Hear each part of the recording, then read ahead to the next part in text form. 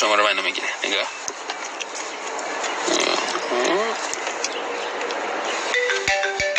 ایجان. هلو گود مورنینگ. آقا شما زدی به ماشین من فرار کردی؟ روزتون بخیر خانم. چقدر از شنیدن صداتون خوشحالم. نگران بودم که اون یادداشتی که براتون گذاشتم پیدا نکرده باشید. یعنی چی آقا؟ ببین چیکار کردی ماشینو؟ واسه من یادداشت میذاری؟ من کاملا حقو به شما میدم. من واقعا یک لحظه کنترل اتومبیل رو از دست دادم. یک کودکی پرید وسط خیابون و من مجبور شدم که برم توی اتومبیل شما. من این چیزا عادیم نیست آقا. زنگ میزنم پلیس پدرتو در میاره. خجالت به سرتم نمیخوام. اتفاقا من یه مدتی هم کنار اتومبیلتون ایستادم، منتظرتون شدم که تشریف بیارید، ولی از بیمارستان تماس گرفتن با من و گفتن که بیمار اورژانسی است. مجبور شدم که صحنه تصادف رو ترک کنم. من فراموش کردم که خودم معرفی کنم خدمتتون. دکتر حسابی هستم، فوق تخصص جراحی زیبایی از دانشگاه بارسلونا. میگم آقا شما که دکترین، آخه ازتون بعیده. ببینین چه بلایی سر ماشین من آوردین.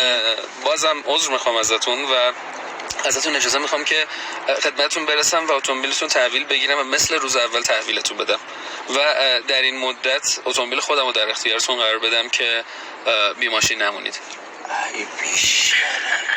نه خیلی ممنون، خودتون لازمتون میشه. نه بابا خانم، من اتومبیل زیاد دارم. در ضمن این حداقل کاریه که از لحاظ اخلاقی من موظفم که انجام بدم. چه آدم بیش. خیلی ممنون. ضمناً جسارتاً میخوام خدمتتون عرض کنم که اگه میدونستم بانویی که باهاش تصادف کردم صدای به این زیبایی داره، قید بیمار اورژانسی رو میزدم و میموندم. وای تو رو خدا نگیر اینطوری. بیمار اورژانسی خیلی مهمتره. بابا خانم، چیزی که زیاد بیمار اورژانسی، خانم با شخصیت مثل شما کم پیدا میشه.